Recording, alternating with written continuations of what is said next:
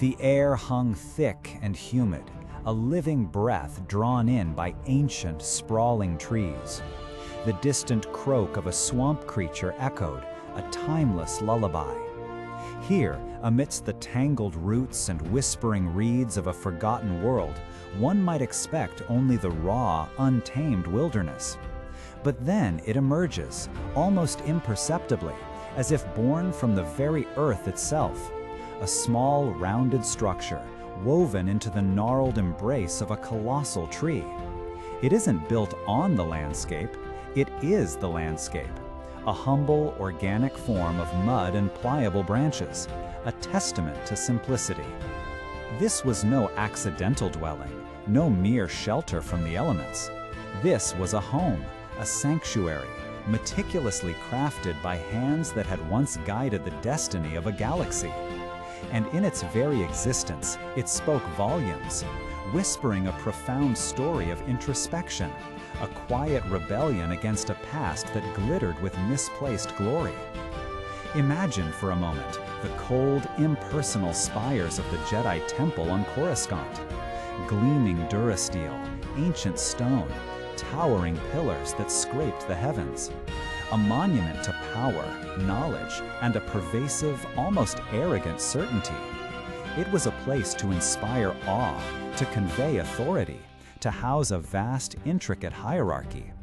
Its chambers echoed with pronouncements, its archives brimmed with forgotten wisdom, its training halls resonated with the disciplined hum of lightsabers. For centuries, it stood as the unshakable heart of the Jedi Order, a beacon of what they believed was true enlightenment. But this mud and root dwelling, standing humble and almost hidden amidst the teeming life of a swamp world, was its antithesis.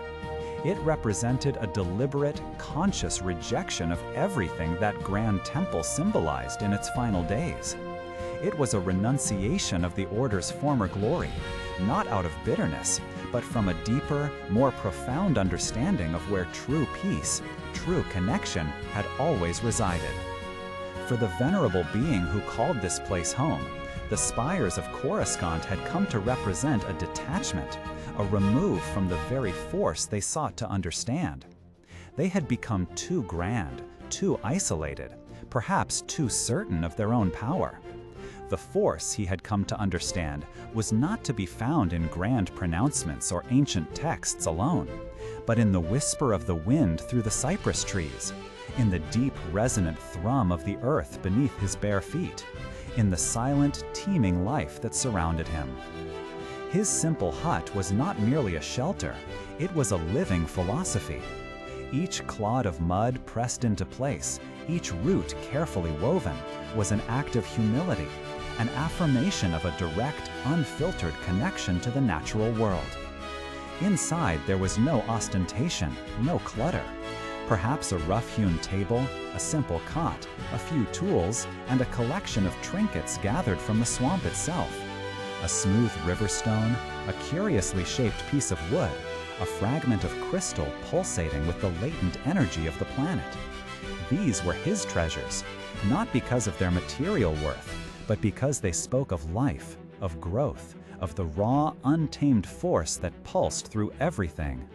Here, he lived in perfect harmony with the teeming life of the swamp world. The rhythmic chirping of insects was his clock, the rise and fall of the mists his calendar. He was not separate from the creatures that shared his home. He was part of them, observing their lives, learning from their instincts, feeling the ebb and flow of the living force in every rustle of leaves, every splash in the murky water.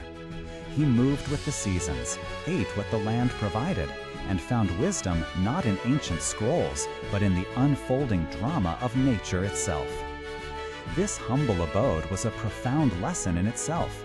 It taught that true peace and connection to the force are found not in grandeur, not in the pursuit of power or knowledge for its own sake.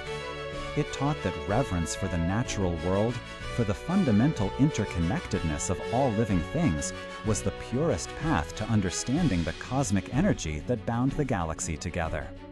It was a quiet, profound realization, The force was not something to be wielded from a grand temple, but something to be felt, embraced, and respected in every humble corner of creation. He had learned through bitter experience that the pursuit of external glory can blind one to internal truth.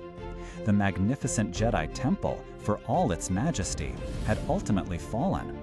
But this mud hut, integrated with the very fabric of life, would endure as long as the roots held strong and the mud remained. It was a testament to resilience, to the wisdom found in stripping away the superfluous, and to the enduring power of humility. This wasn't just a place to live, it was a meditation, a constant reminder that the most profound truths are often found not in the loudest declarations, but in the softest whispers of the wild.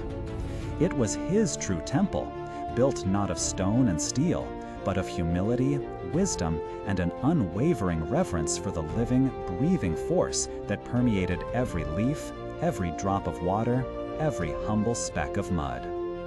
In a world obsessed with grand structures and external validation, perhaps there's a quiet wisdom to be found in this humble dwelling. What are the mud huts in your own life? Where do you find true peace? Not in grandeur, but in simplicity and a deep reverence for the natural world around you. Share your thoughts below, or simply take a moment to reflect on the quiet power of finding your own true temple, wherever it may be. Thank you for joining me on this journey of reflection.